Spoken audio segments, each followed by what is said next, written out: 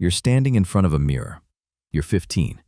And there, on your chin, right where the whole world can see it, is a red, swollen, throbbing volcano of a pimple that absolutely was not there when you went to sleep. You have washed your face twice. You've bought the cleanser with the serious-sounding name. You've been told to stop touching it, stop stressing, drink more water, and that it's just part of growing up. And none of it worked. So standing there, you might have wondered something. Has it always been like this? Did some teenager 20,000 years ago stare into a still pond and see the exact same thing? Or is acne, somehow, a modern invention? It's a great question, and the honest answer starts with a problem. A problem most videos about this would quietly skip past. We can't actually check. Because here's the thing nobody tells you. Skin doesn't fossilize. Bone lasts. Skin, oil glands, pimples, they rot away in weeks. There is no ancient face left to examine.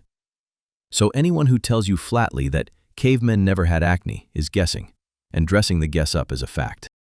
But, and this is where it gets interesting, we are not completely in the dark, because there's a clever workaround, and it points to an answer that might change the way you see the last spot you ever squeezed.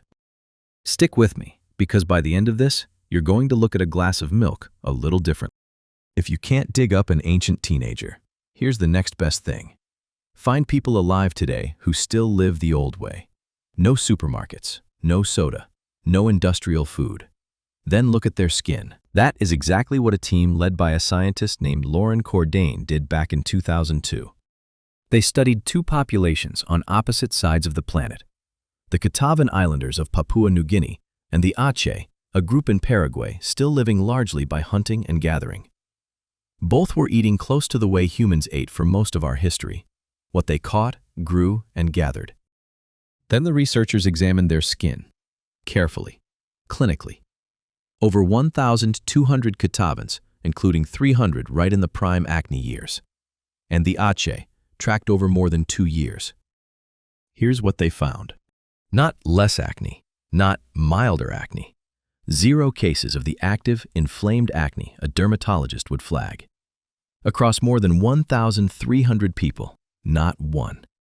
Now, before you tattoo that on your forehead, I have to be straight with you about what that number does and doesn't prove, because it's easy to badly misread.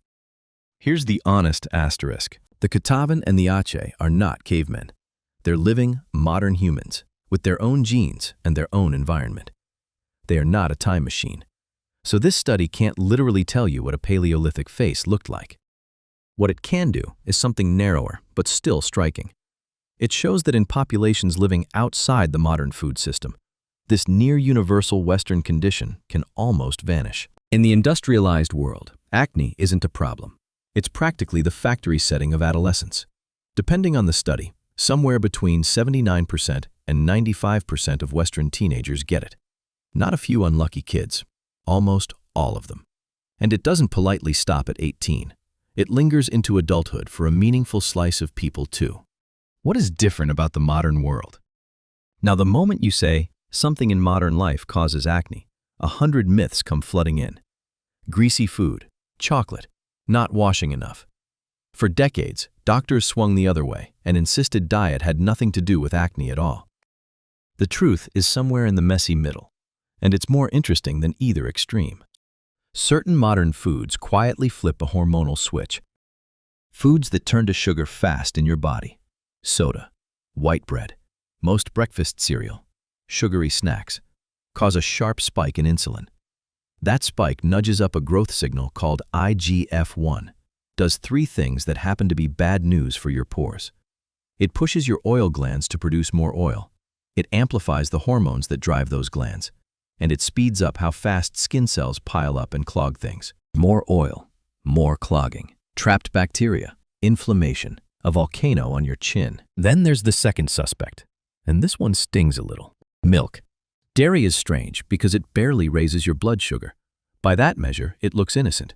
And yet, a stack of observational studies keeps finding a link between milk, especially skim milk, and more acne.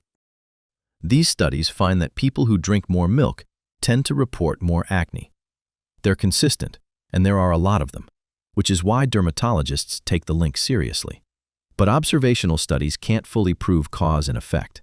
Something else about heavy milk drinkers could be doing part of the work. So, a real, repeatedly found association. Which brings us to an uncomfortable observation. Not a conspiracy, just an incentive worth noticing. Acne is the backbone of a skincare and treatment industry worth many billions.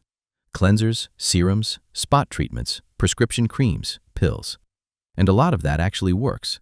Good dermatology targets real biological drivers: the bacteria, the inflammation, the excess oil, the clogged pores. This isn't fake medicine.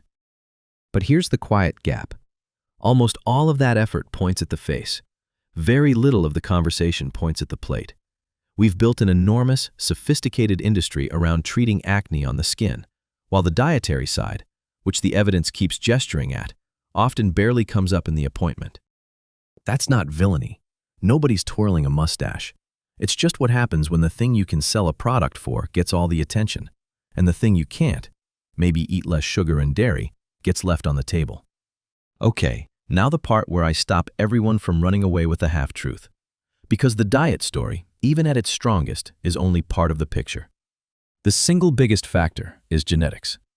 Twin studies suggest that a large majority of the differences in who gets acne, on the order of 80%, trace back to genes, not lunch. If your parents had bad skin, that matters enormously, no matter what you eat. Then there are hormones. Puberty is a hormonal storm, and that storm is universal. It hit those Kitavan teenagers too. Their hormones surged. Their diet just wasn't pouring fuel on the fire. And there's a whole world happening on the skin itself. Acne is really the collision of all of these: genes, hormones, oil, microbes, inflammation, with the environment on top. So, did ancient humans get acne? The truthful answer is, we don't know for certain, and we probably never will, because the evidence rotted away thousands of years ago. What we do know is that where people still eat like their ancestors, this modern epidemic can nearly disappear, and that the most likely explanation sits in the friction between an ancient body and a brand new diet. So the next time you catch your reflection and spot one of those unwelcome red visitors, don't read it as a verdict on you. It isn't a flaw, and it isn't a failure. It's an old body doing its best in a world it never saw coming. You're not broken. You're just running very old software on very new food.